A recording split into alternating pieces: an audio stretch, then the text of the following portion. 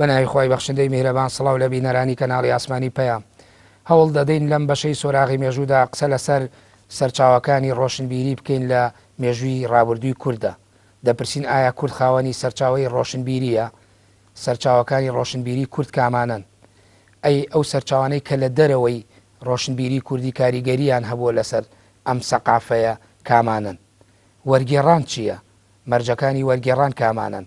تا چەند وەرگێڕان بووەتە بەشێک لە سەقافەت یاخود ڕۆشنبیری کوردی و هەروەها کاریگەری دروست کردووە لە ناو مێژووی فەرهەنگی و ئەدەبی کوردیدا؟ ئایا وەرگێڕان هونەرە یاخود زانستە؟ وەرگێڕی باش کامەیە؟ تا چەند ئەو وەرگێڕانانەی کە بۆ سەر زمانی کوردی وەرگێڕاون لە زمانە بیانیەکانەوە وەرگێڕانێکی سەرکەوتوو بوون و خزمەتیان بە مێژووی فەرهەنگی و ڕۆشنبیری کوردی کردووە؟ ئایا ڕۆشنبیری کوردی کاریگەری وەرگێڕانی لەسەر بووە؟ ئەمانە کۆمەڵێک تەوەری سەرەکی بەرنامەی سۆراغی مێژوومانن بە میوانداری هەریەک لە بەڕێزان مامۆستا مستەفا سەعید وەرگێڕ، مامۆستا ئەرسەلان سەیدزادە توێژەر لە ڕۆشنبیری ئیسلامی بەخێربێن بۆ ستودیۆی بەرنامەی سۆراغی مێژوو. مامۆستا ئەرسەلان، ئایا کورد خاوەنی سەرچاوی ڕۆشنبیری بووە لە مێژوودا؟ ئەوەی کە باسەکرێت کورد ڕۆشنبیری چیە بوو لە قوڵایەکانی مێژوو هێنایەتی بە ئێستای گەیانەوە؟ ئایا سەرچاوەیەکی ڕۆشنبیری سربەخۆی هەبووە؟ بسم الله الرحمن الرحيم الحمد لله وكفى والصلاة والسلام على رسوله المصطفى. ئەگەر بێتی مەقسە بکەین لەسەر چەمکی ڕۆشنبیری، وشەی ڕۆشنبیری لە ئەسڵا وشەیەکی تازەیە، هەم بە کولتوری عەرەبی ئیسلامی و هەروەها بە کولتوری کوردیش. چونکە وشەی ڕۆشنبیری ئەگەر بگەڕێنەوە پێش زاین کاتێک شیرشیرۆن قسەی لەسەر کردووە و توێتی ڕۆشنبیری یعنی تەنمیەی عەقڵە.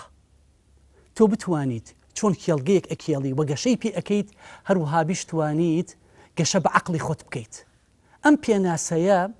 ئەگەر دیقەت بیت حتا ئیبن خەلدون وشەی ڕۆشنبیری و سەقافەی لە کتێبی مقەدیما بەکار نەهێناوە، وشەیەکی تازەیە. فۆڵتێر لە سەدەکانی هەژدە بە دوا قسەی لەسەر کردووە و توێتی گەشەکردنی عەقڵ و بەها جوانەکان دوای ئەوە هاتووتە نێو کولتوری ئیسلامیشەوە. ئەگەر بمانی قسە بکەین لەسەر ڕۆشنبیری کوردی، ئێمە ناتوانین بڵێین کورد ڕۆشنبیرێکی سربەخۆی هەیە بەجیا لە ڕۆشنبیری ئیسلامی. ڕۆشنبیری ئێمە مادەمە پەیوەندی بە عەقڵەوە هەبێ، بە فکرەوە هەبێ، بە بیرکردنەوەوە هەبێ، زۆربەی بابەتەکانی ئێمە هەلێەوە سەرچاوی وەرگرتووە. ئەگەر مەگەر بین لە قۆناغەکانی ئەخیرەوە قسە لەسەر کۆمەڵ ئەدیبی ناودار بکەین کە توانی بێتیان لە ڕوانگەی بوارە ئەدەبیەکانی خۆیان قسەیان لەسەر بابەتی ڕۆشنبیری کرد بێ، ئەگیناوە بە سربەخۆی ئێمە شتێکمان دەست ناکەوێ لە عەهدێکی تۆزێک کۆنا بەڕاستەوخۆ قسە لەسەر ڕۆشنبیری بکات. بەڵێ مامۆستا تۆ باسی ئەوە کەوتی ڕۆشنبیر زاراوەیەکی نوێ لە کۆنا لە بەرامبەر ئەم وشەی ڕۆشنبیرە چی بەکارهاتووە زیاتر؟ ئەوەی کە ئێمە ئێستا یا ئەوەی کە لە ڕابردووە نووسرا و ئێمە ئێستا کرێ وێنای بکەین بە وشەی ڕۆشنبیر یا ڕۆشنبیری؟ ئەگەر دیقەتێکی بۆ نمونە زانستی کۆمەڵایەتی بین و دامەزرێنەکەی ئیبن خەلدون باس لە چەمکی حەزارەت ئەکا لەگەڵ بەداوەتە. دوو چەمک، ئەم چەمکە کە لەوا خۆی ئەبینێتەوە خەڵکێک ئاستی ڕۆشنبیریان لە ڕوانگەی تەعلیم و فێرکردنەوە بێ، لە ڕوانگەی شارەزایی مەعریفیەوە بێ، کە بابی 69 لە کتێبی مقەدیما باس لەوە ئەکا چۆن ئینسان بتوانێت فێرخوازێکی باش بێ، چۆن بتوانێت گەشە بە فێرکردنی خۆی بە. بەڵام وشەی ڕۆشنبیری بەو لەفزە ئێمە دەستمان دەکەوتووە، وەکو زاراوەیەکی نوێت، وەکو زۆرێکی نوێ قسەی لەسەر ئەکرێت. بەڵێ ئەی ئێمە وەکو کورد زۆرجار یعنی تۆ ویستت ئەوە بڵێ کە کورد خاوەنی ڕۆشنبیرێکی سربەخۆ نەبوو، ڕاستەوخۆ ئیسلامت هێنایەوە ناو بابەتەکە، یعنی ئەتەوێ بڵێ ئێمە لەژێر کاریگەری کەلتور و فەرەنگی ئیسلامیە توانیوانە سەرچاوەکانی ڕۆشنبیری خۆمان بنیاد بنین؟ ئەگەر ئێمە دیقەتێکی شتێکی کەش بین، یعنی حتا قسەیکردن لەسەر بابەتە نەتەوەیەکان تازەیە. لە 100 ساڵی پێشووە قسە لەسەر بابەتە نەتەوەیەکان ئەکرێ، ئەگینا پێشتر ئێمە شتێکمان نەبووە قسەی لەسەر بکرێ وەکو چەمکێکی نەتەوەی. لەبەر ئەوە سەرێکی چیە؟ ڕۆشنبیری ئێمە تێکەڵ و ئاوێزانە لەگەڵ ڕۆشنبیری ئیسلامیە. سەرچاوەکانی ڕۆشنبیری ئێمەش هەر پەیوەندی بە سەرچاوە ڕۆشنبیرەکانی ئیسلامەوە هەیە. یعنی ئێستا ئیسلام ئاینێک بۆ بڵاو بۆتەوە، ئێمەش نەتەوەیەکی سربەخۆی ئەم ئاینە هاتوۆتە لای ئێمە و لە سەردەمی فتوحاتی ئیسلامیە گەشتۆتە کوردستان، ئەوەی کە لە مێژووە مێژوو نووسەکان بۆ ئێمە یەگێڕنەوە. ئەتەوێ بڵێ پەیامەکانی ئاینی ئیسلام و ئەو سەرچاوە ڕۆشنبیرانی لە ئاینی ئیسلامەوە سەرچاوی گرتووە لەگەڵ هاتنی فتوحاتە گەشتۆتە کوردستان بۆ ئێمە بەر لەوە خۆمان خاوەنی کۆمەڵێک بەهای ڕۆشنبیری و خاوەنی جێڵگەیەکی ڕۆشنبیری قوڵتر نین لە پێش ئەوەی کە ئیسلامیش بێتە ئەم ناوەی هەروەکو بەشێ لە مێژوو نووسەکان باسی ئەوکەن کە ڕۆشنبیری ئێمە ڕۆشنبیرێکە تا مێژووەکەی بۆ هەزاران ساڵ بەر لە ئێستا ئەگەڕێتەوە ئەو نمونانەی لە مێژووە باسەکرێ ئەو حەزارەتەی تۆ باسێکرد و ئیبن خەلدون باسیەکە ئەو شارستانەتە ئێمەش ئەندازەیەک لە ناو ئەو دیواری حەزارەتا توانیمانە چەند خشتێکمان هەبێت ئاخرقی ناکە بەس ئێمە ئایا خۆمان جا کردوتەوە لەبە ئەمە یەک دووهەم شت ئێمە ئایا بابەتێکمان هەیە بە جیا لە ڕۆشنبیری ئیسلامی یاخود ئاوێزانە لەگەڵیا یاخود تێکەڵە لەگەڵیا حتا ئەگەر بێت و قسە لەسەر چی بکەین بۆ نمونە علی عزت بیگۆڤیچ لە کتێبی ئەلئیسلام بین الشەرق والغەرب کاتێک کە باس لە ڕۆشنبیری ئەکە ئەڵێ چی ئەڵێ ڕۆشنبیری ینی بەستنەوەی زەوی بە ئاسمانەوە لە ڕێگەی وەحیەوە باشە حتا ئەگەر قسە لەسەر ئەوە بکەین ئایا زەردەشت پێغەمبەرە یاخود پێغەمبەر نی گریمان بە هەر گریمانێک بێت پێغەمبەر بێ یان چاکە خواز بێ ئایا بابەتەکانی لەکوێ وەرگرتووە هەمویان بابەتێکی ئاسمانین کە ئاسمانی بوون کابێتە هەر هەمووی ئەگەڕێتەوە بۆچی بۆ یەک سەرچاوە ئێمە کە ئەڵین لە ئادەمەوە حتا خاتەم هەمووی وەکو جەنابەت وتێ یەک دیوارە و هەر پێغەمبەرێک هاتووە ئەو دیواری تەواو کردووە هەر پێغەمبەرێک هاتووە دیوارەکەی تەواو کردووە لەبەر ئەوە من نازانم شتێک وام نەدیوە کە ئێمە بڵێین بە تایبەتی پێش ئیسلام ئێمە شتێکمان نییە کە باس لە مێژووی کورد بکات و ڕۆشنبیری کوردی بکات بەڵام خۆ باسی ئەوە کرێت کە ئێمە کەوتنە ژێر کاریگەری شارستانێتەکانی تریشەوە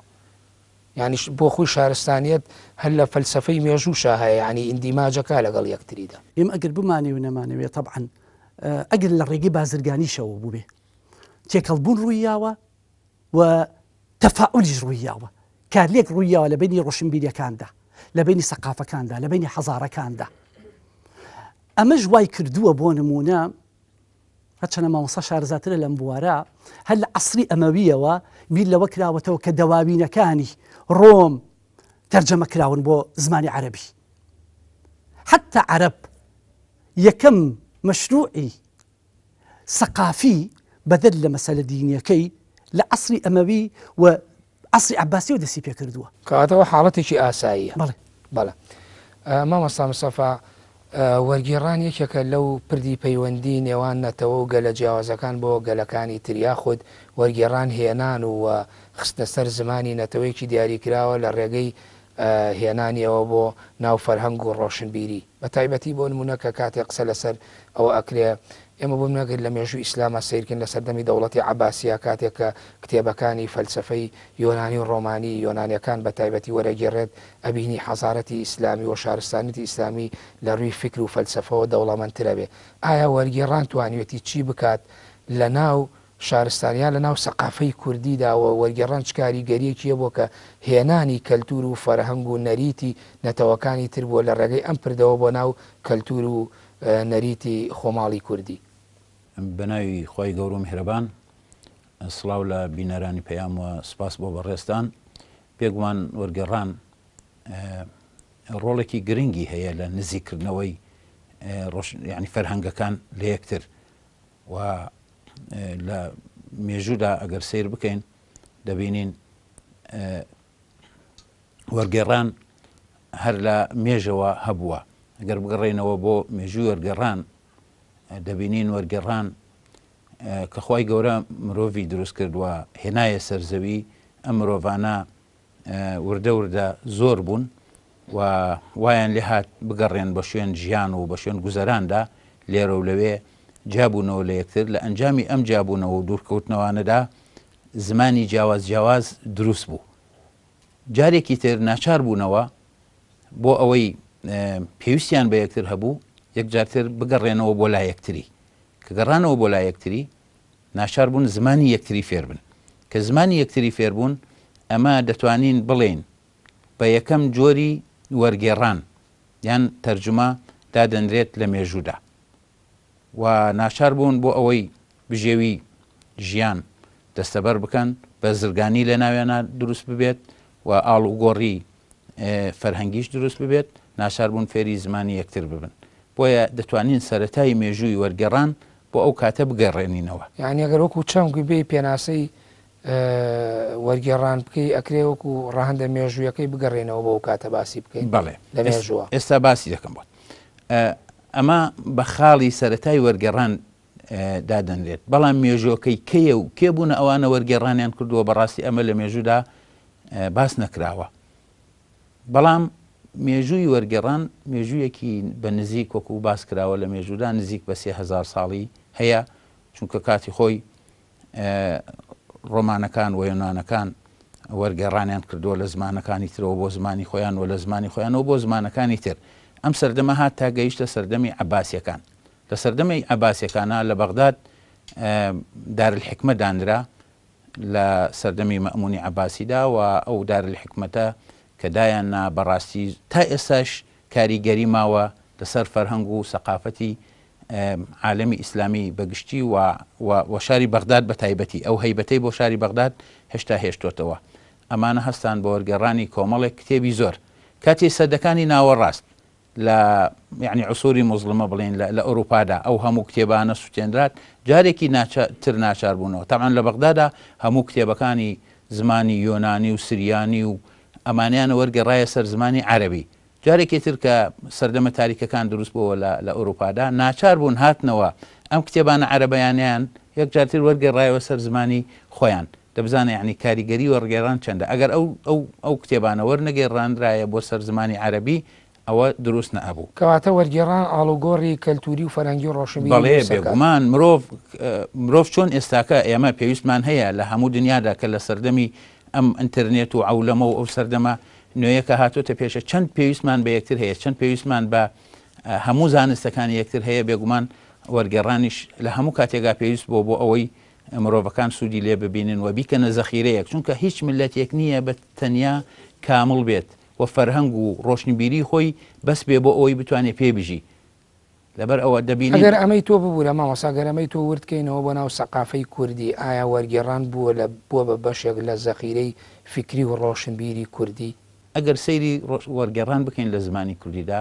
سەردەمێکی زۆر کۆنی نییە ڕەنگە سەردەمی وەرگێڕان لە لای کورد بگەڕێتەوە بۆ 100 ساڵی پێش ئێستاکە ئەمەش بە بەراورد بە مێژووی کوردووە بە فەرهەنگی کوردی ینی سەردەمێکی زۆر کەمە ماوەیەکی زۆر کەمە تەبعەن هۆکارەکەیشی زۆرە ئێمە ئەگەر سیر بکەین لە دوای ساڵی 20ەکان و لە دوای ساڵی چلەکانەوە بە تایبەتی نووسینی کوردی بەم ڕێنووسی ئێستاکە دروست بوو ئەگینا تۆ بچۆ سەیری کتێبەکانی ئەمین زەکی بەک بکە بیخوێنەرەوە هەمووی لە ساڵی 20ەکان و سێکاندا نووسراوە بە چ زمانێک نووسیوێتی هەموو وشەکانی عەرەبین بۆیە لەو کاتەدا وەرگێڕان لە کەیەوە دروست بوو ینی دوای ساڵی 50ەکان ئیتر وەرگێڕان لە ناو کووردا نەشونما ئەکات لەو زمانەی کە پیرەمێرد کەمان چەژەنی پێوەرگێڕاوە زمانێکی شیرین بە دوایدا کۆمەڵێک وەرگێڕی باشاتن و بە تایبەتی لە ساڵی هێشتاکاندا کۆمەڵێک وەرگێڕی زۆر نایاب هاتم حەز ناکەم ئاماژە بە ناوەکانیان بدەم و خزمەتیان کرد بەڵام ئێستاکە دەبینین لێشاوێک لە وەرگێڕان دروست بووە لە دێمە سەر ئەو پرسیارە مامۆستا ببوورە بەس تۆ پێ دوایە ئێمە وەکو مامۆستاش کە باسی کرد وەرگێڕانی فەرهەنگی ئێمەەوە سەقافەی ئێمە لە ژێر کاریگەری سەقافەکانی ترابوو بە تایبەتی ئەو نمونەی ئیسلامیە نایەوە کە ئێمە ئیندیماجێکی دیارمان بووە لەگەڵ ئاینی ئیسلامەوە بە حکمیەوە لە ناوچەکە بووەوە ئەو زمان و فەرهەنگەی کە ئەوان بۆ زمان و فەرهەنگی بەڕێوەبردن و دەسەڵات و بە کورتیەکەی سەردەست بووە بێگومان ینی کورد لە ژێر کاریگەری نەکورد هەموو میلەتان لە ژێر کاریگەری یەکتردان ملەتی کوردیش یەکێک لەو ملەتانە بۆ کراوە بووە و توانیوتی ئەوەی باش بووە هێناوێتی بۆ ناو فەرهەنگی خۆی و سوودی لێوەرگرتەوە بە تایبەتی لە ئێستادا دەبینین دەواازەیەکی زۆر گەورە کراوەتەوە لە بواری وەرگێڕاندا و خەریکە وەرگێڕان دەبێتە یعنی وای لێ هاتووە خەریکە جێگەی نووسین دەگرێتەوە لە کوردستاندا ئەگەر سیر بکەین بە هەر چوارلادا بە هەموو بابەتەکانەوە خەریکی وەرگێڕانین بەڕاستی ئەمەش لایەنی باش و خراپی خۆی هەیە دەبێت دوایی لە ئەخیردا ئەمە پۆلین بکرێت و ئەمە دەستبژێر بکرێت بەڵێ مامۆستا ئەرسەلان تۆش پێ دوایە ینی ئێمە ینی وەرگێڕان بووەتە بەشێک یا بووەتە سەرمایەکی گەورەی و کاریگەری سەرچاوی فەرهەنگی و ڕۆشنبیری ئێمە وەکو کورد لە مێژوو ئەوەی لە مێژووە باسەکرێ و مامۆستا تەرجەمە یاخود وەرگێڕان هەر ئەوە نیە من لە زمانێکەوە شتێ وەرگێڕم بۆ زمانێکی تر ئەوەندەی وەرگێڕانێکی ڕۆشنبیریە تۆ ڕۆشنبیری نەتەوەیەک نەقڵەکەی بۆ نەتەوەیەکی تر شارستانی نەتەوەیەک نەقڵەکێ بوون شارستانی نەتەوەیەکی تر هەروەها بیر و بۆچوونەکانی هەروەها شێوازەکەی لەبەر ئەوە زەحمەتە ئێمە بڵین ئەتوانین ڕاستەوخۆ داهێنەر بین ئەگەر خەلفێتێکمان نەبێ بۆ ئیشەکاری تربان. یەکێک لەو کتێبانەی کە من زۆر بە دڵمە بۆ نمونە ئەڵێ الحیات قەسیرە ژیان کورتە پێویست ناکە من بێم ئەزمموی خەڵکێکی تر دووبارە بکەمەوە بە بیرکردنەوەی خۆم بەمانووکردنی خۆم ئستا ئەزمموونێکی حاضر هەیە ئەو ئەزممونە چاکە ئەگەر من بەدڵم بێ ئەتوانم وەری گێڕمەلای خۆم. حتا من ئەگەر بێتەوە بیرم نزار قەبانی چەندێڕە شعری هەیە کە لەوانەیە ئەم مەفهومە بدا بە ئێمە کە ئەڵێ بۆ نمونە يا أصدقائي اكسروا الأبواب هاوڕێکانم پەنجەرەکان بشکێن اغسلوا أفكاركم واغسلوا الأثواب يا أصدقائي اقرأوا كتاب أو اكتبوا كتاب. يعني تۆ بۆ ئەوەی خەلفێتێکی ڕۆشنبیریت بۆ دروست بێ پێشا پێویستت بە چی هەیە؟ نەواتێک دروستت بکە. ئێمەش لە ڕوانگەی وەرگێڕانەوە ئەتوانین خەلفێتێکی سەقافی جوانمان بۆ دروست بێ اینجا تو ئەتوانی دوای ئەوە داهێنەر بی. ئەگینە لە ئەساسەوە داهێنان تۆزێک زەحمەتە بەڕاستی. سەرچاوەکانی کامانن سەرچاوەکانی ڕۆشنبیری کامانن یعنی ئێمە توانین چی بە سەرچاوی ڕۆشنبیری ئەمە بۆ مەباسی چەمکی وەرگێڕانمان کرد یەکێکە لە سەرچاوەکانیان لە بەشەکان ئەی سەرچاوەکانی تری ڕۆشنبیری و سەقافەی ئێمە کامێت تۆ لە سەرەتادا ویستی تۆزێک پێناسەی سەقافە بکەیت. من ناڵم سەقافە مهتەمە طبعا ئێمە دائیمەن ئەو کێشمان احتیمالە بۆ دروست بێ ئایا جیاوازیە بکەین لە نێوانی سەقافە کە ڕۆشنبیریە لەگەڵ شارستانیەتە لەگەڵ بەدەنیەتە. سەقافە مهتەمە بە فکر وە گەشەدانی فکر وە دروستبوونی کەسەکان. حتا پیاوی قسەی زۆر جوانی هەیە ئەڵێ ژیان ئەوە نییە من هەموو ژیانم بە دوای ئەوە بگەڕێم چۆن بژیم. ژیان ئەوەیە بزانم چۆن ئەژیم. ژیان ئەوەیە ليست الحياة رحلة في البحث عن الذات إنما الحياة چییە؟ بۆ ئەوە دێکە تەنوی قدورات کەیت گەشە بە خۆت بیت. لەبەر ئەو ئەگەر بگەڕێنەوە بۆ سەرچاوەکانی ڕۆشنبیری تۆ عقاد قسەیە زۆر جوانی هەیە کە ئەڵێ کتێبەکان وەکو مرۆڤەکان وان. تۆ لە بوارێکە پێویستت بە فکرە چۆن خەڵکی مفەکر ئیسفادەی لێ بین لە کتێبێکی مفەکریش ئیسفادە ئەبێنی چۆن ئیسفادە لە کەسێکی ڕۆشنبیر ئەەکەیت لە کتێبێکی ڕۆشنبیریش ئیسفادە ئەەکەیت چۆن ئیسفادە لە کتێبێکی مێژووی ئەەکەیت بالمقابل وەکو مامۆساش وتی هەندێک کتێبیش احتیمال هەیە کتێبێکی ڕەزیل بە معلوماتت نەیاتی کتێبێکی بەخیل بێ بێ سوود بێ زەرەری هەبێ زیانی هەبێ. بەڵێ یعنی ئەمانە بۆ خۆی کە تۆ باسیەکەی هێمای بۆکەی لە ناو سەرچاوی ڕۆشنبیری کوردیە لە مێژووی ڕابرۆ بوونیانەیە. بناڵم ینی ئێمە ئەگەر بگەڕێنەوە بۆ تاریخ من ئەمەوێ بە تەحدیدی کورد وەرەگرم چکە بەڕاستی چکە ئەمانە بۆ خۆیان لەوانەیە لە ئەخیری بەرنامەکە بێ مەسەرەوە ئەمانە بۆ خۆیان ئەبن بە کۆمەڵی ڕایەڵی بەهێز بۆ ئەوی کوردیش هەروەکو چۆن زۆرجار بەشێک لە مێژوو نووسەکانی ئەوانەی لە فەلسەفەی مێژووە ئیشیان کردووە قسەیان کردووە کاتێک کە باسی نەتەوەکەن یاخود باسی دەوڵەتەکەن کۆمەڵێ پێدرا و پێودانگ و زەخیرەی کاریگەر باسەکەن کە ئەمانە بۆ خۆیان بن بە پایەکان یاخود ئەمنە بنەمای گشتی بۆی کە دەوڵەت دروستکەن بۆیە من زۆر لەسەر ئەم چەمکە بۆ کوڕ ڕاوەسم. جا هیچ عیبەیە یەک نەبوو کورد و نەبوو غەیری کوردیش ئەگەر مێژوەکەی مێژووی ژیانی بێ یاخود مێژووی ڕۆشنبیری بێ پەیوەندی بە ئیسلامەوە بێ بگرەمایی شانازیە. مگرەمایی شانازی ئەمە کاتێک کە قسە لەسەر ئەوە ئەەکەین دینێک کە یەکەم وشەی ئیقرا بێ دینێک کە یەکەم کاری ئەوە بێ نەخوێندەواری نەهێڵێ دینێک کە یەکەم کاری ئەوە بێ خەڵک ڕۆشین بیرکە ئێمە پەیوەندیمان لەگەڵیان نەبی. ینی هیچ عیبەیەک نییە کە ئێمە ڕۆشنبیری کوردی پەیوەندی بە ڕۆشنبیری ئیسلامیەوە هەبێ. بگرەمایی شانازیە کە تۆ توانی بێت شتێکت نەبێ بیتە خاوەن شتێک شناسێکت نەبێ بیتە خاوەن شناسی حتا ئەسڵەن سەقافی ئیسلامی کە خۆی پەروەردگار باسی ئەکا لە قورئانە فەرمێچی ئەگەر لەم ئاەتەوە تێڕوانینێکی بۆ بکەین صبغة الله ومن أحسن من الله صبغ ڕنگوبۆیەکە کە ئەیا بە مرۆڤەکە ئێمەش کە ئێستا ڕنگوبۆیەکمان وەرگرت بێ ڕنگوبەیەکی جوانمان وەرگرت بێ هیچ عیبەیەکمان نییە لەو مەسەلەیە. حتا لە قورئانە کە باس لە ئەو ئەکات بۆ نمونە ولقد أنزلنا إليكم كتابا فيه ذكركم كتابك كباسي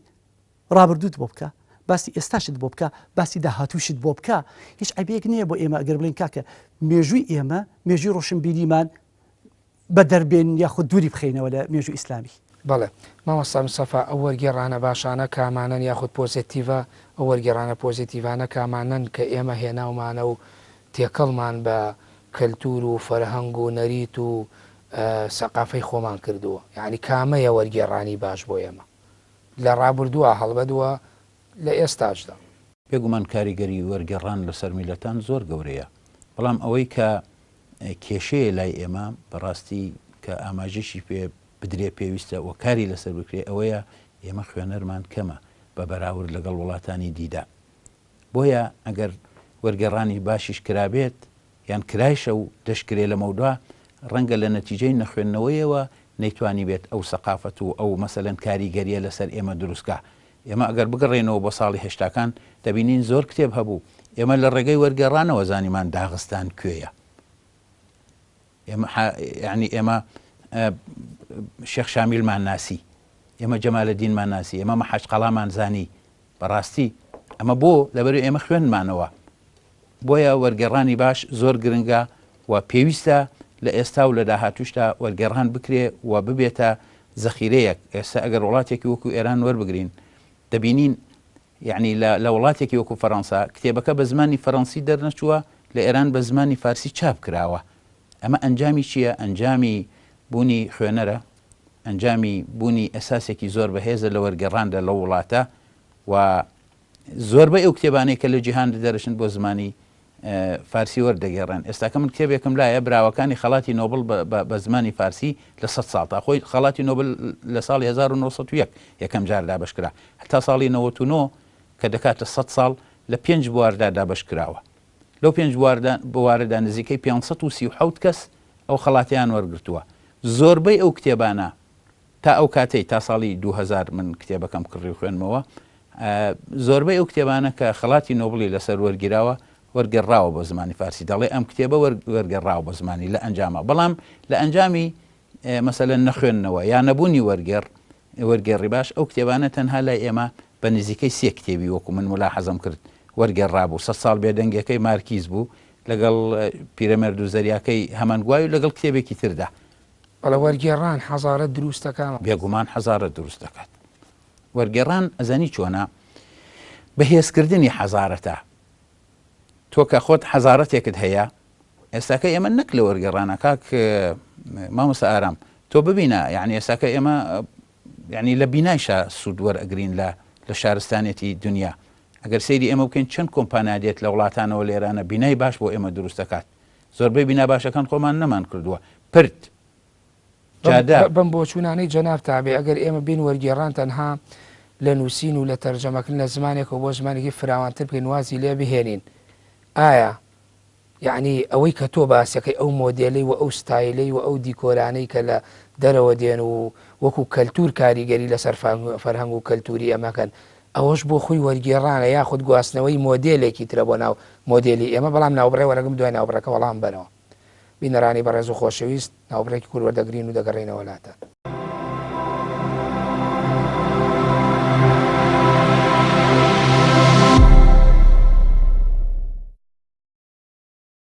دووبارە سڵاو مامۆستا بەر لە ناوبڕەکە پرسیاری وەم کرد ئایا وەرگێڕان تەنها کورت و بچووکە کرێتەوە لەوەی کە ئەگە دەقێک تێکستێک لە زمانێکەوە بۆ زمانێکی تر بێتە ناو ڕۆشنبیری ئێمەوە یاخود وەرگێڕانی چاو هەیە جاریوە یاخود مۆدێلات هەیە یاخود وەرگێڕانی کاریگەری بوونی کەلتورێکەیە بەسەر کەلتورێکی ترۆ بە تایبەتی لەو ساتە وەختانەی کە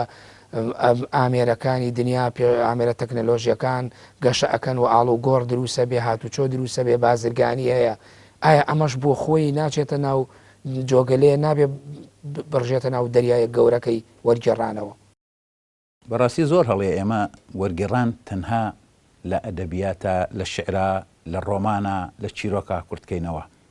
تۆ ئێستاکە بۆ ئۆتۆمبیلێ ڕێدەکەیت لەکوێوە هاتووە چۆن کولتور یعنی کولتور و سەقافەت و علمی خەڵک تەسیری نەبووە لەسەر تۆ لەسەر من لەسەر هەموو جیهان تۆ کە بە فڕۆکەیەک ئەفڕیت تۆ کە جلوبەرگێکی ترت لە بەرایە لە وڵاتێکی ترەوە بۆ هاتووە ئەمە چییە چۆن هات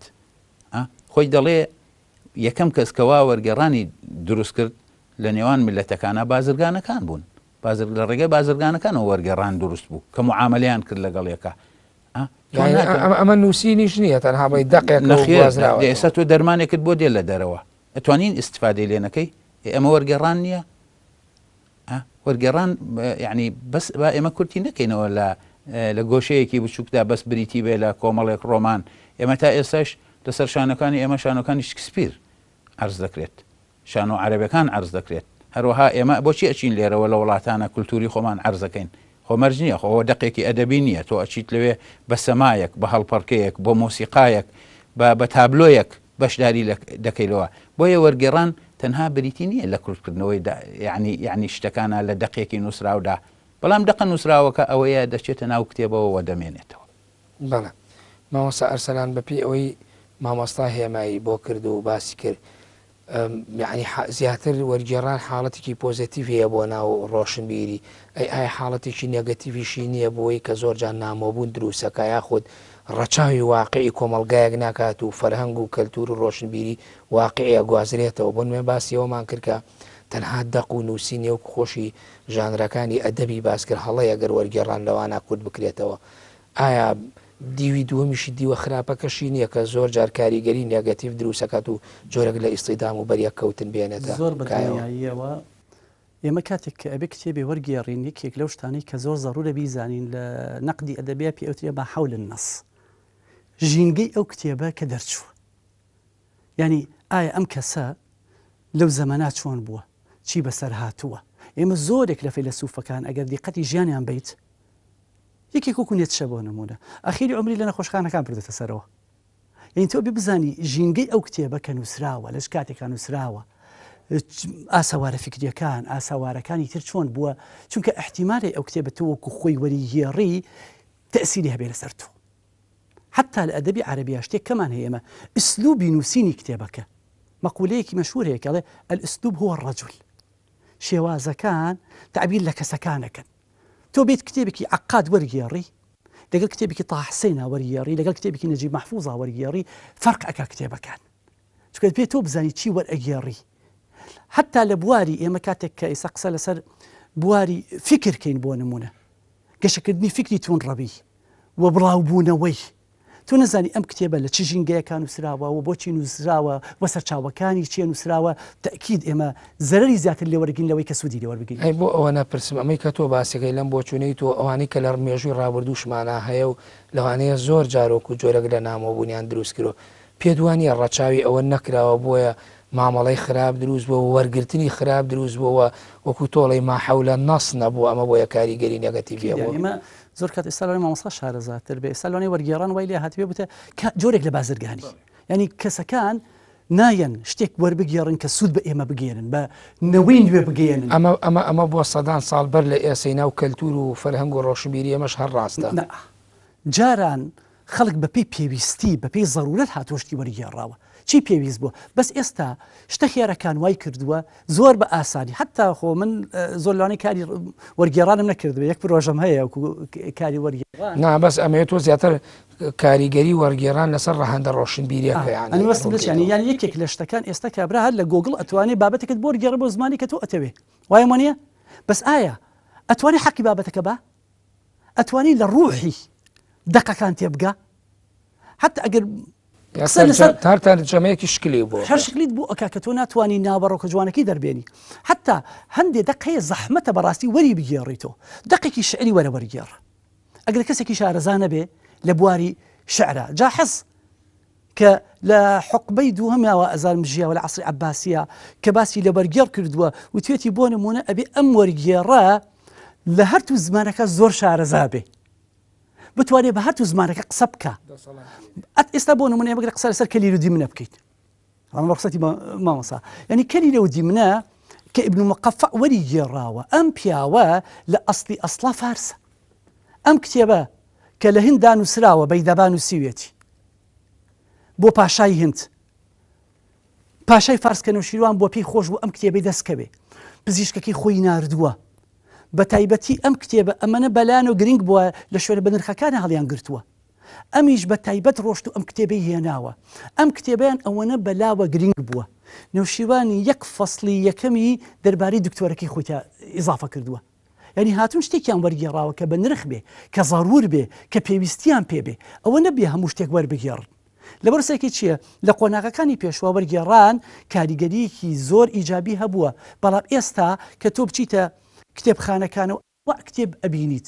ئایا بەڵام تا چەندێک خوێنەر تەفاعولە لەگەڵی وتەیەکی باوی شەیە هەرە گوترێ وەکو قسەی جەناب و باسی کرد کە ئەبێ وەکو جاحەز نمونەیە ناوتۆ کە هەم زمانی ئەوی تروە زمانی خۆتەوێت دەسەڵاتێکی باشە بێ بەسەرە ئەڵێ وەرگێڕان خیانەتە ناپاکیە یعنی بەو مانایە نەکە و کەسە وەکو خیانە دەسیوە بەو مانایە کە حەقی ناوەڕۆک و جەوهری ئەو دەقەوەکو خۆی ناگوازرێتەوە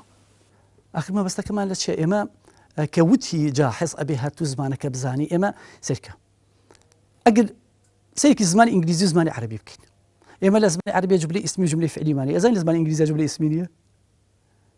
یعنی ئەگەر تۆ نیت وەری بگێڕی و بیگونجێنی لەگەڵ دەقیقا چۆن تەعاملی لەگەڵا ئەکەیت بەس هەر بەمەش ناوەسێتەوە تۆ بابەتی ڕامبێژی بابەتی قەواعید و گرامەرت هەیە وایە وانە بابەتی مفرداتت هەیە یعنی تۆ ئەگەر نەی ئیطلاعێکی زۆر باشت هەبێ لەسەر ئەم پرۆسەیە زۆر زەحمەتە تۆ بتوانی کتێبێک بە چێژی ئەسڵێکە تەسلیمی من بکەیت بەس ببوورە من تاقیبێک لەسەر قسەکانی مامۆستا سەکاتی خۆی کە ئیبن خەلدون المقدمەی نووسی عەرەبەکان زۆر ڕخنەیان لێ گرت قدری ئیبن خەلدونیشیان نەگرت چونکە زۆر قسە بە عەرەب ئەڵێ لەوە باسی بەداوەت و ئەوانە ئەکە تاکەی زانیان ئیبن خەلدون پیاوێکی موهیمە تا ئەو کاتی کتێبەکانیان وەرگێڕا بۆ زمانە ئەوروپیەکان و ئەوروپیەکان لەسەر ئیبن خەلدونیان نووسی کە ئەمە پیاوێکی ئەوەندە گرنگە ئانجاخ عەرەبەکان بەهۆش هاتنەوە وتیان ئێمە تا ئێستا کە ئیبن خەلدونمان نەناسیوە یعنی ئەمە کاریگەریەکی چی بوو پۆزتیف بوو لەسەر عەقڵی عەرەبی لەسەر فکری عەرەبی کە ئەوان توانیان ئەو کاتە ئیبن خەلدون بناسن بۆ یەک وەرگێڕان کاریگەری زۆری هەیە ئەجار سەبارەت بۆ قسەی جاحیزە منیش خوێندومەتەوە ئەوە ئەگەر تۆ زمانزان نەبی چۆن نتوانی وەرگێڕان بکەی بێگومان يعني محوري أساسي لو ورقرانا ورقرة أجر ورقر يعني أو كومال خالق هل أجري كلا والله ما هو صحيح يعني ورقران هروك وتوش يعني أماجي بكوات أما وسلماني إيش كومال الرئاسة وديسبلين ونريتي خو ياخد هنرا يعني زانستا بدي اشترابي لين آية ورقران زانستا علما ياخد هنريكو يعني لو أنا ببي ممارسة كردن همو كاس بي بات خوي ئەوەندەی هاتووە لە کتێباندا هەموو ئەوانەی لەسەر وەرگێڕانیان نووسیوە دەڵێن وەرگێڕان هونەرە نەیانوتوە زانستە بۆچی ئێمە با جیاوازیەک بکەین لە بینی هونەر و زانست هونەر چییە زانست چییە طبعا ببوورە ئەمەش کە ئێڵەی ئەمەوێ با بگەڕێتەوە بۆ ڕابردوش هەر ڕاستەوە ئێستاش هەر دروستە بەڵێ هونەر هەر شتێکە کە چێژت ینی پێ بدات تۆ کە گوێ لە مۆسیقایەکی خۆش دەگری گوێت لەزەتی لێ دەبات کەواتە ئەمە هونەرە کە تابلۆیەکی جوان دەبینی چاوت چێژی لێوەردەگرێت چاوت ڕوون دەکاتەوە کەواتە ئەمە هونەرە بەڵام علم وەکو عەرەب دەڵێ لەسەر موسەلەمات وەستاوە ئێستاکە لەو پەڕی دنیا تا ئەو پەڕی دنیا منداڵێکی پۆلی چواری سەرەتای یا بنەڕەتی بێنە لەگەڵ مامۆسایەکی زانکۆدا خشتەی لێکدانیان بدەرێ هەموویان یەک نەتیجە دەرەکەن دەڵێن سێ کەڕەتی سێت یەکسانە بەنۆ لە هەموو وڵاتانە ئەمەیە ئەمە علمە ئەمە زانستە بۆچی ئەڵێن هونەرە بۆچی ئەڵێن وەرگەڕان هونەرە تۆ دە وەرگێڕ بێنە یەک دەقیان بەرێ بیدەرە هەردەیان کە وەرگەڕانەکەت لیان وەرگرتەوە بە دە جۆر وەرگەڕانیان بۆی کردووە هەر یەکێ بە سەلیقە و بەتوانا و بە مێشکی خۆی هەر نە ئەوەش دوای چەند ڕۆژێک هەمان دەق بدەرەوە بە ئەو دەکەسە بە دە جۆری تر بۆتی وەردەگێڕن بۆیە ئەمە ینی پیشانی ئەداوە کەوا وەرگێڕان هونەرە هونەریش چییە شتێکە یاسا و ڕێسایی نییە تۆ ناتوانانی هونەرمەند مقەیەد بکەی بە شتێکەوە ئەمجار لە سەبارەت بە مەسئلەی بنەماکانی وەرگێڕان طبعاً وەرگێڕانیش کۆمەڵی یاسا و ڕێسای خۆی هەیە دەبێت لە وەرگێڕدا هەبێ هەر وەرگێڕێک ئەو خاڵانە و ئەو مەرجانەی تێدا نەبوو یعنی وەرگێڕێکی سەرکەوتو نییە یەک لەوانە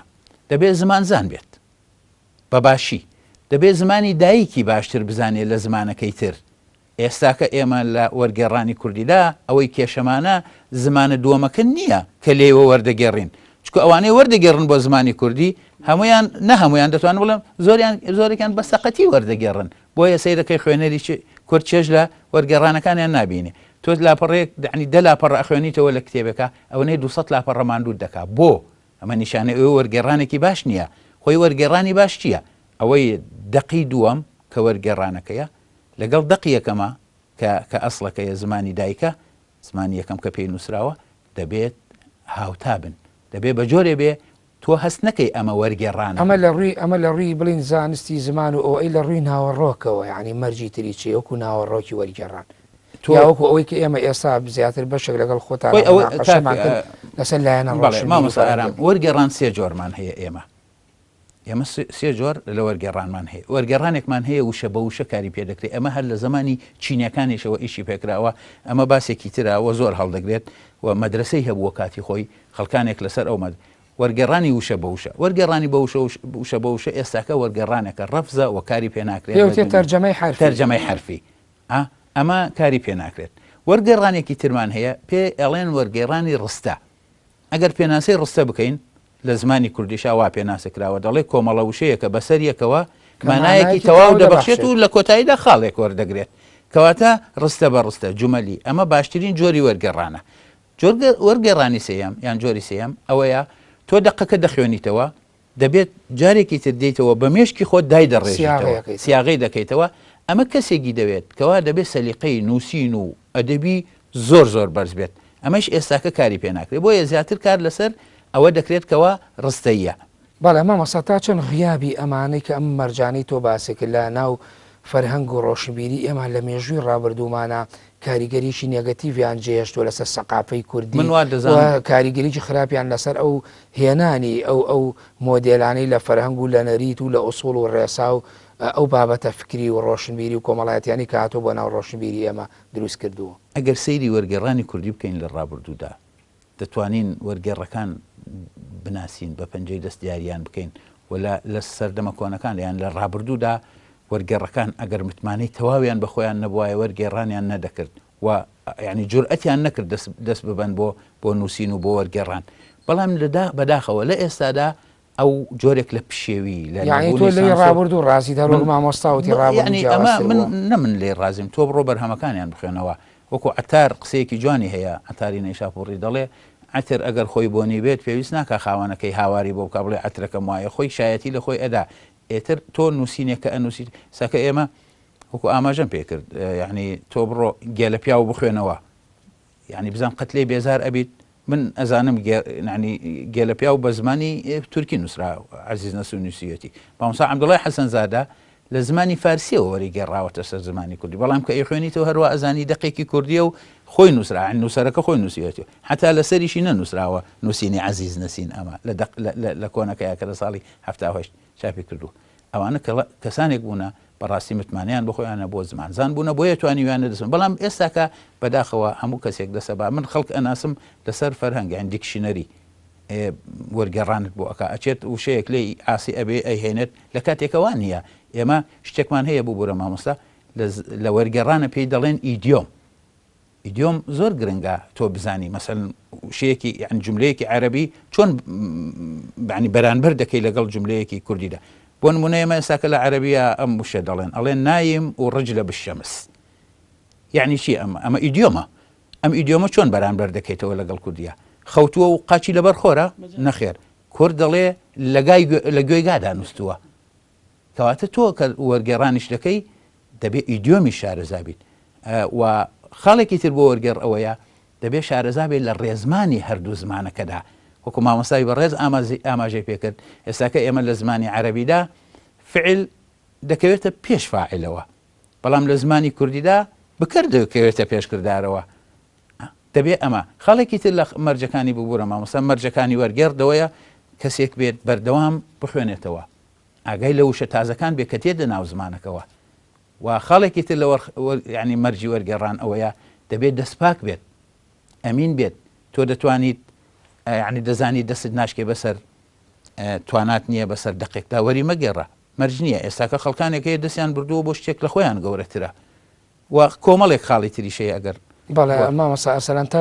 تاوەکو چەند غیابی ئەمانەی مامۆستا لە ڕووی زانستی و لە ڕووی کۆمەڵە معلوماتی قوڵەوە هێمای بۆکردن ئەمانە کاریگەری خراپیان لەسەر ڕۆشنبیری بەگشت و ڕۆشنبیری کوردی بەجێهێشتووە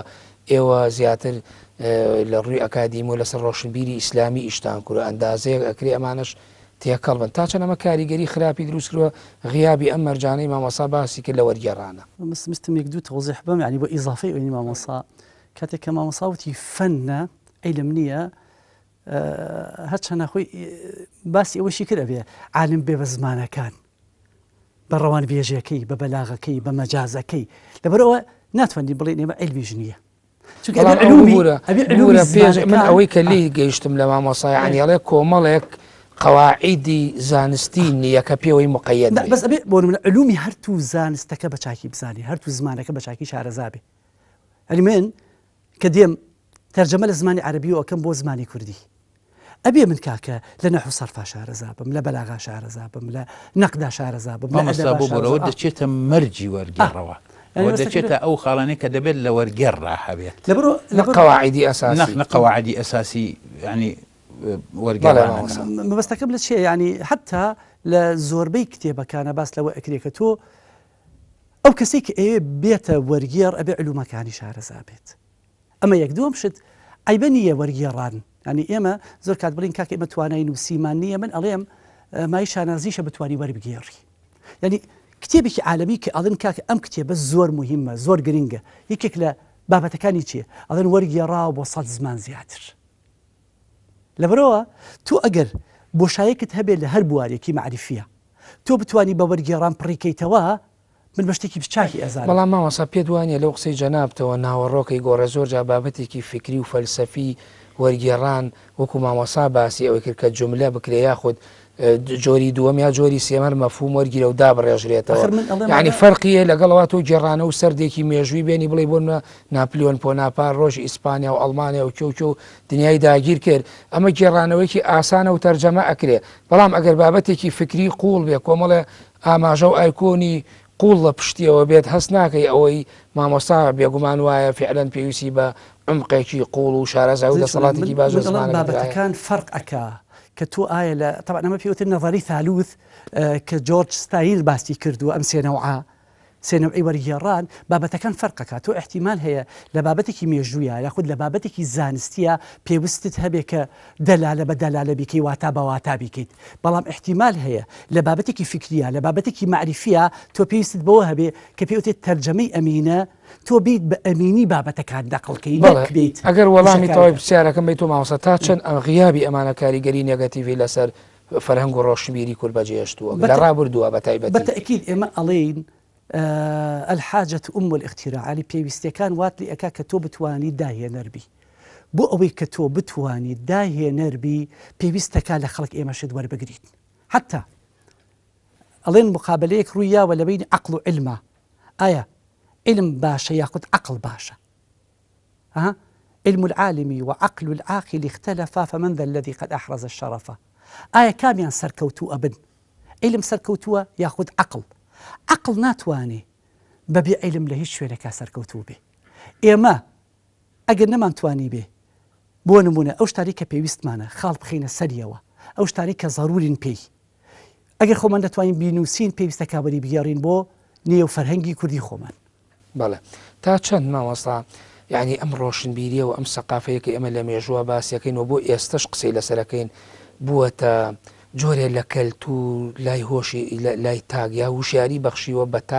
تاکی کورد بە تایبەتی ئێمە کە کاتێ بازە کۆمەڵە پایە ئەەکەین بۆی بڵێن ئەبین بە دەوڵات سربەخۆ ئەبین بە خاوەنی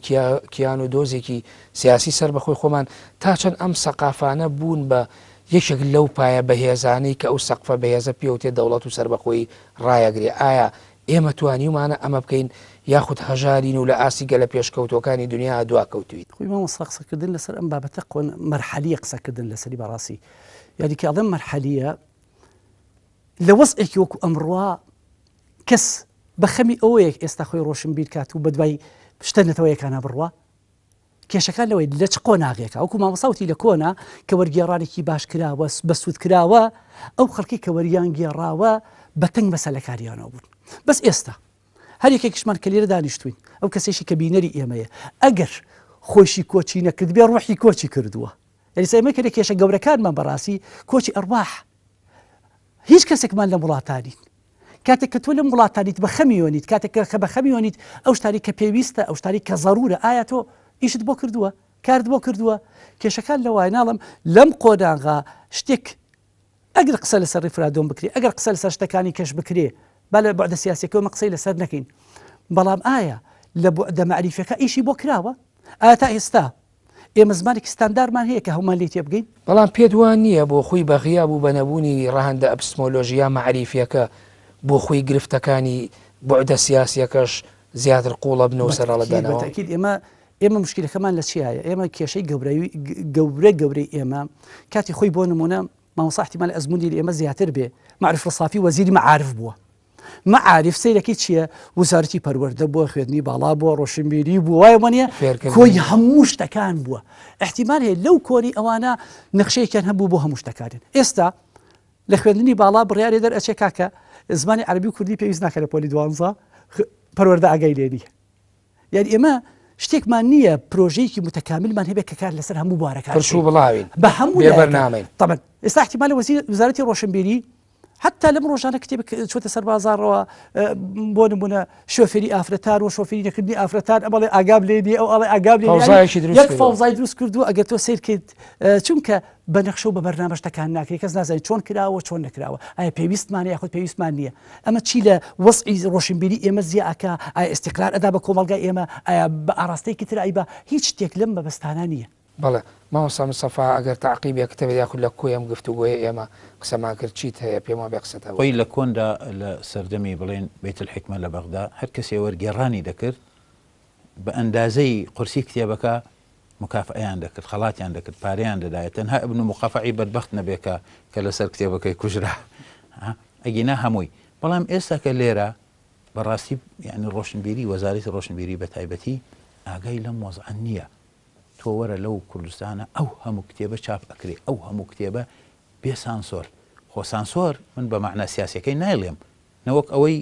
کە کاتی خۆی لە بەغدا ئەکرا سانسۆرێکی قورسیان خستە سەر و شەبە و شەیان خوێندەوە خەتی سووریان بەسەری ئەیە ناو ئەمە نابێت و ئەوە ئەبێت نەبەو جۆرەی ئێستاش بەڕاستی حەقە وەزارەتی ڕۆشنبیری لە جنەی باشدا بنا پێداچوونەوە بکە بۆ کتێبانی وەردەگێڕێن ینی بزانێ ئایا لە ڕووی زمانەوە تەواون ئایا بزانێت لە ڕووی هەڵەوە ینی هەڵی بڵین لە ڕووی ڕێنووسەوە تەواون ئایا بزانین لە ڕووی هەڵی تایپەوە هەڵی چاپەوە مامۆستا پێ دوانێ ئەمە ژۆک و تەواوی کایەکانی تر هەروکو مامۆستاش ئاماژەی بۆ کرد کە لە کوردستانە بەشێکی ترکایەکانی تر سیاسی کۆمەڵایەتی فەرەنگی ئانی فەرامۆش کراوە ئەمەش بۆ خۆی چۆتە ناو ئەوە تێکەڵ بۆ ئەگەر بگەڕێنەوە بۆ 10 ساڵی پێش لە ئێستاکە وەزعی ڕۆشنبیری باشتر بوو چکە ئەو کاتە ئێمە کۆمەڵی دەستگامان هەبوو کاریان دەکرد لەسەر ئیشی وەرگێڕان بە تایبەتێکی لەوانە خارنی وەرگێڕان لە سلێمانی لە هەولێر هەبوو ئیشی باشیان دەکرد بەداخەوە ئێستا ئەو دەستگا ڕۆشنبیریانش داخران مامۆستا ئەمانەی کە تۆ داخیان بوو مامۆستا ئەوانەی کە ئێستا ئەو شتە ئەکرێت لە کوردستانە لە ڕووی وەرگێڕان و لە ڕووی نووسینەوە